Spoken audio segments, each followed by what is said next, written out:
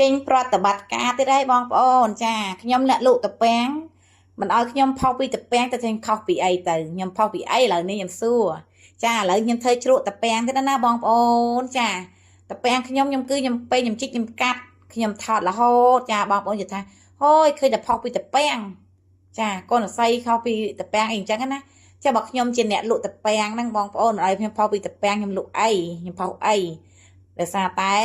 តំពាំងនេះខ្ញុំផុសមិនដែរលក់ដាច់ទេតែខ្ញុំផុសលក់នៅក្នុងផ្ទះខ្ញុំតែបងប្អូនចាលក់នៅក្នុងភូមិខ្ញុំលក់តំណាមអស់បងប្អូនអើយចាតែឲ្យខ្ញុំយកលក់តាមเพจតាមផុសFacebook ហ្នឹងដូចជាអត់បានទេបងប្អូនចាតិចតិចតួចទេអត់មានទេចាអញ្ចឹងហើយមានអារៈក្នុងភូមិទេចាជួយទ្រាំទ្រផលិតផលក្នុងភូមិខ្លួនឯងធម្មជាតិចាតំពាំងខ្ញុំធម្មជាតិណាបងប្អូនដល់គ្នាចាឥឡូវយើងឆ្ងោណាយើងធ្វើជ្រក់ចាយើងធ្វើជ្រក់បងប្អូនគេកំងចាមានការកំងធ្វើជ្រក់ចាអញ្ចឹងណាបងប្អូនដល់គ្នាចា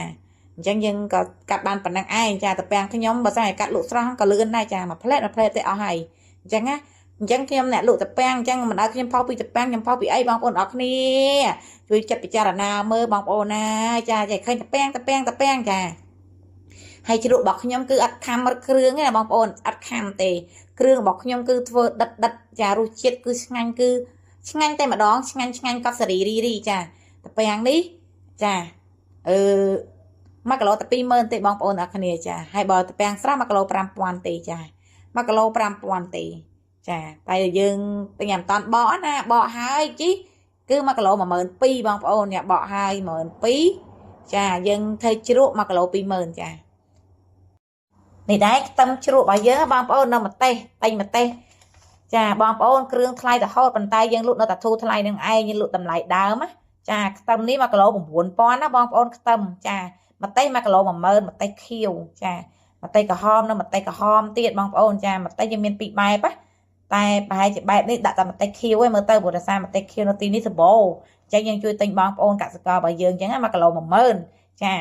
ហើយយើងទិញខ្ទឹម1គីឡូ9000តែខ្ទឹមនេះកន្លះគីឡូជាងបងប្អូន7ខាំខ្ទឹម7ខាំ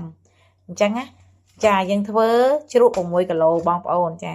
វិធីធ្វើគឺងាយបងប្អូនចា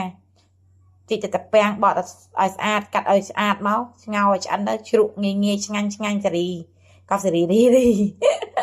ចាគឺយើងអត់ខំរិះគ្រឿងណាបងប្អូនអរគ្នាណែឃើញអត់រិះគ្រឿងទេនិយាយទៅស្រួយយើងហើយបងប្អូនស្រួយយើងចាំ2ថ្ងៃទៀតចាំជួបគ្នារសជាតិដល់ឆ្ងាញ់ស្រួយស្រេះខ្ទឹមនៅម្ទេសបងប្អូនតដាក់ម្ទេសប្រហែលជាស្អែកមិនដាក់ម្ទេសព្រោះឲ្យទឹមកំងគេបេះហោនៅម្ទេសមកទៀតចាម្ទេសនេះម្ទេសក្រហមមានដាក់ហើយ2ថ្ងៃក្រោយមកយើងជួបគ្នាជូរឆ្ងាញ់តែម្ដងជាពិសេសដាក់ជាមួយត្រីអាំងឬសាច់គោអូជាតិមែនទែនជាតិសាហាវណានិយាយមែនមួយឆ្នាំពេញបបប៉ុណ្ណឹងធូរថ្លៃបងប្អូនកំងបានកំងច្រើនអត់មានទេណាមានតិចតួចទេកំងតាន់អត់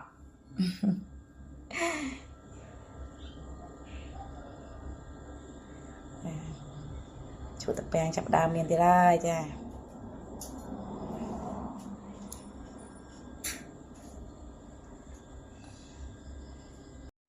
និយាយរឿងម្ទេសវិញបងប្អូនឲ្យអួយចឹងហ្មងចា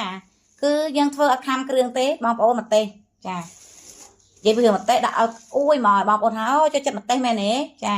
ម្ទេសបែបធម្មជាតិណាបងប្អូនចាម្ទេសនេះម្ទេសធម្មជាតិអញ្ចឹងបងប្អូនចូលចិត្តបងប្អូនអាចកំងបានណាបងប្អូន1គីឡូតែ20000ទេចា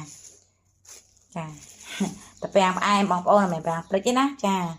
បងប្អូនចូលចិត្តធានា